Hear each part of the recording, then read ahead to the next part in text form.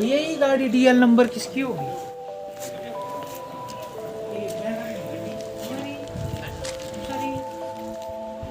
देखिए, कल जो सरकार द्वारा जो डिसीज़न लिया गया है उसमें गाइडलाइंस जो है प्राप्त हो चुकी हैं और उन दिशा निर्देशों के तहत जो भी गैदरिंग्स है या फंक्शंस हैं उन पे कुछ रिस्ट्रिक्शंस लगाई गई है। उन रिस्ट्रिक्शंस में खासकर में अगर कोई फंक्शन होते हैं या गैदरिंग होती है तो उसके लिए पूर्व अनुमति लेनी ज़रूरी है, जिसके लिए जो कोविड ऐप है उस पर रजिस्टर करना है ऑनलाइन, और ऑनलाइन ही जो है इसमें परमिशंस ग्रांट की जा रही है। ये पूर्व की भांति ही है, लेकिन रिस्ट्रिक्शंस ये हैं कि जहाँ भी कहीं क्लोज्ड स्पेसेस में, क्लोज्ड जगह पे, कहीं हॉल में या कहीं बैंक्वेट हॉल या मंदिर में इस तरह की कोई आयोजन किया जाना है तो उसमें जो है 50% से ज़्यादा कैपेसिटी में जो है वो आयोजन नहीं किए जा सकेंगे, और उसमें भी जो अधिकतम सीमा है लोगों के इकट्ठे होने की वो जो है 50 होगी, 50 से ज़्यादा नहीं हो पाएंगे। और इसके अतिरिक्त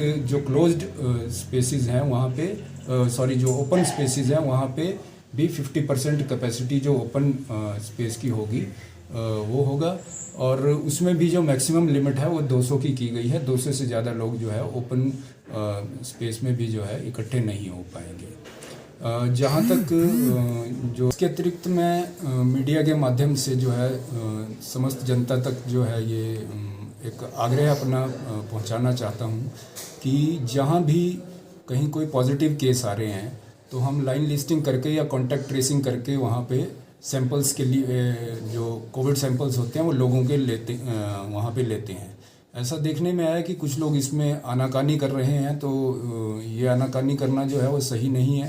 सैंपल देना, क्योंकि एपिडेमिक एक्ट है या डिज़ास्टर मैनेजमेंट एक्ट है, उसके तहत वो बाध्य हैं ऐसे केसेस में अगर वो कॉन्टैक्ट ट्रेसिंग में आते हैं तो सैंपल देने के लिए, क्योंकि ये महामारी है, पैंडेमिक है। तो इसको रोकने के लिए सरकार ने जो डिज़ास्टर मैनेजमेंट एक्ट के तहत या एपिडेमिक एक्ट के तहत जो भी निर्देश जारी किए हैं उनकी पालना करना सभी नागरिकों की ड्यूटी बन जाती है। तो जहाँ भी हेल्थ के हमारे लोग जो है कहीं सैंपल लेने जाते हैं तो उनका पूर्ण सहयोग करें। ये जो स्टेप्स हैं ये लोगों की ही सेफ्टी के लिए हैं, ताकि किसी भी तरह से जो केसेस आ रहे हैं वो जो है कम्युनिटी में ना फैले। और अभी जैसे मैं बता भी रहा हूँ कि पिछले कल भी एक हमारे यहाँ कुल्मी में एक डेथ हुई है कोविड पॉजिटिव पेशेंट की।